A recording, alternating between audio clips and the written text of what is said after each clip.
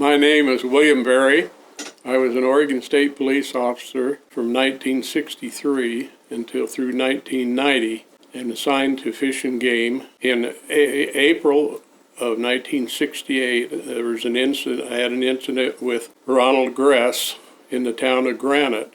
Okay, information was received that that this person was living in the city hall and was building a fire inside, and there was no furniture, there was no stove, nothing there, and they were afraid that he would set the building on fire.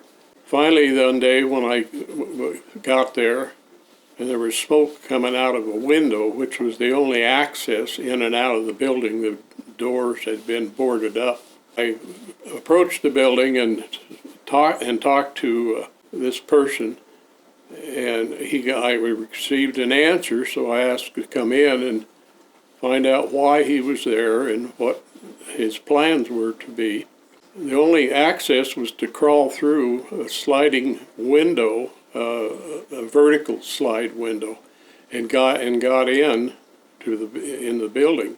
He was sitting on a little stool or something, sitting by a fire, a little box, and off to his right there was a shotgun that was leaned up against an object there to his right. He was facing to my left and kind of away from me a little bit. While I was there, I observed a game violation, a bird wing off of a hen mallard, and I questioned him about that. At that time, he said that he was a general in the Army and that he had opened up the bird season. I said, it's not bird season. Well, he was a federal person and he opened the season. He had priority over this as opposed to the state people that we were. We kind of talked and just rattled on back and forth a little bit, and I told him the concern that the local people, which there was only a few in the wintertime,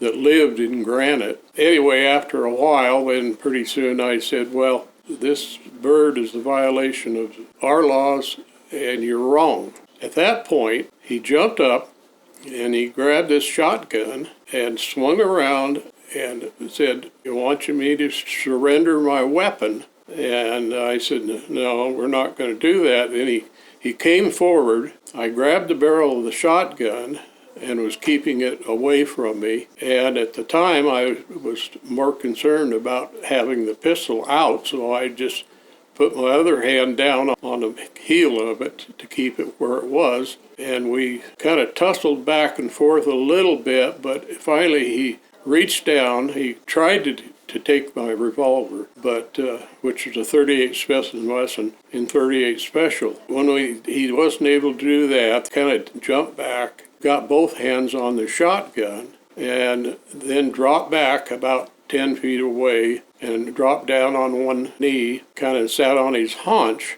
and pulled the trigger. At that time, everything seemed like it was in slow motion. I saw what I assumed was a wad from the barrel come and strike and hit me in the middle of the chest. Knowing what a 12-gauge shotgun can do was rather upsetting, to say the least. But when it happened, nothing happened to me. He seemed to be kind of confused, like, I just shot this guy and he didn't fall down, you know. When he pulled the trigger, as far as I was concerned, he had hate in his eyes, intending on killing me.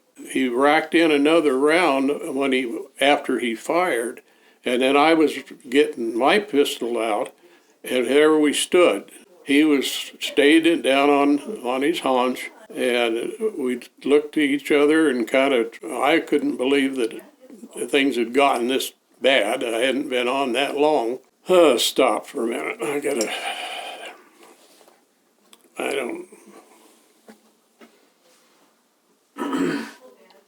It's pretty intense. It's pretty intense.